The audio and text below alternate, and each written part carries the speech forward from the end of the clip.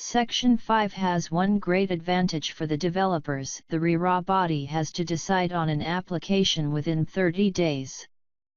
Else the project is deemed to be registered. But in India we have enough red tape to ensure that nobody is so lucky. In the 30 days, the RERA body has to either register project, subject to fulfillment of all the provisions under this Act. Note, the registration is not absolute, it's only conditional. So the RERA body has to provide the developer with a registration number, a login ID and password to the developer so that developer can load his project details on the RERA website. This will enable the developer to begin marketing his project and start selling his apartments, plots or offices. Or the RERA body has to reject the applications for reasons stated in writing, particularly if the application is not in accordance with this law or any other law. But before rejecting a developer's application, the developer and his lawyer has to be heard. This registration is not permanent but only for a time period. This time period is generally the time which the developer claimed in Section 4. If the authority neither registers nor rejects the application, then the project is deemed to be registered, and within 7 days the authority shall provide the developer with a registration number, a login ID and password to the developer so that developer can load his project details on the RERA website. This will enable the developer to begin marketing his project and start selling his apartments, plots or offices. 3. The registration of the project is valid only for the period as the promoter states in Section 421C. So it's advisable that the promoter states a much longer period to avoid the red tape and the extra fees stated in Section 6. I hope you remember, promoter makes an application under Section 4 and in Section 421C promoter states the duration he needs to complete his project.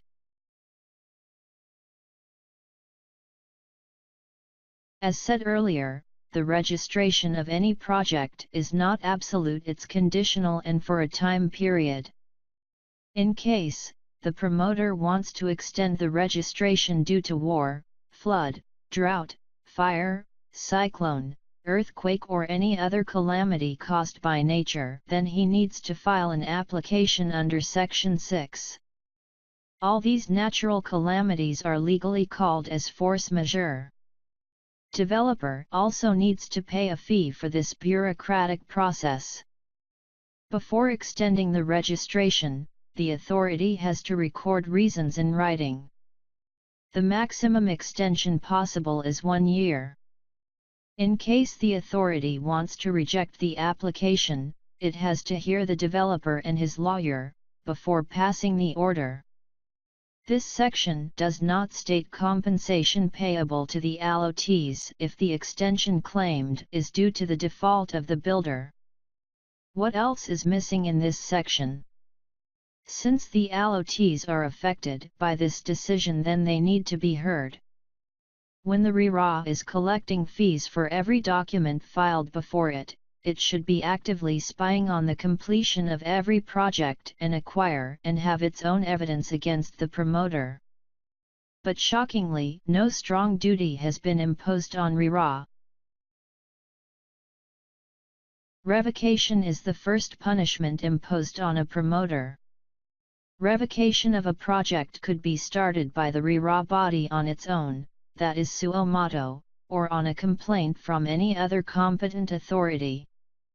The word competent authority is defined in Section 2p and includes any body like municipality that has powers over land development. Note, I am not sure whether consumers can complain under this section. Promoter violates or defaults RERA or any other law. Promoter is violating the terms and conditions of any approval imposed by any competent authority. Promoter is doing unfair trade practice like making false or misleading statements in any manner, making false or misleading representations about his services and that his services are of any particular standard or grade, or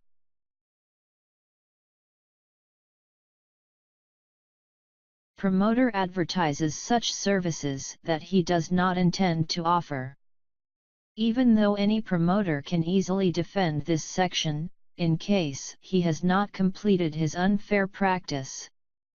But this section will block a promoter from openly doing any unfair or illegal practice. This is a very detailed section, and has to be read multiple times to understand it. For interpreting this section, the meaning has to be widely understood. The chances of this section being abused for administrative corruption is very wide. Before revoking the registration of a project, the authority has to be satisfied that promoter is doing any fraud or fraudulent activity as in 7(1)d. Section 7(2) and 3 says that before revoking a registration of project, the promoter has to be given a 30 days notice and the promoter or his lawyer has to be heard and all his defenses, causes, or excuses has to be considered and stated in the revocation order. Instead of revoking a project registration, the promoter may be allowed to complete the project by imposing additional conditions on the promoter.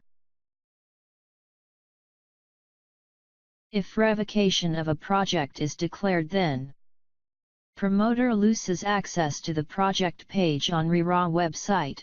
He can no longer sell his apartments or plots or offices in that project. Promoter a Euro trademark S photo and name is displayed in defaulter a Euro trademark S list, and this is informed to RERA bodies in other states also.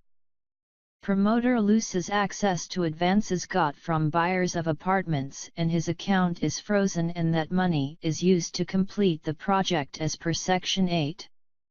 Revocation is dangerous to the reputation and the business of a promoter, and this tough section means that formally promoter may lose control over the land and his project.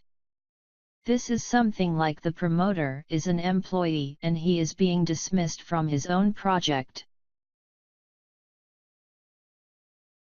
Once a project has been revoked, RERA body may consult the state government to take action for completion of the project.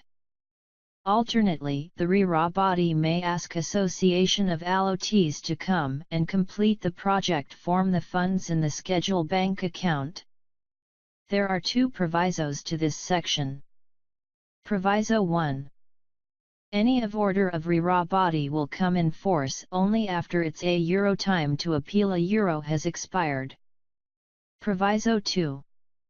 The Association of Allotees will have the first right of refusal to complete the project.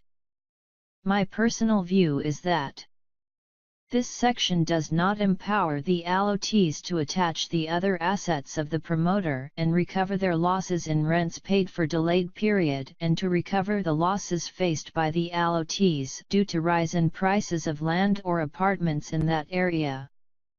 There is no point if allotees have to start fresh judicial proceedings to recover the above losses, which is generally huge.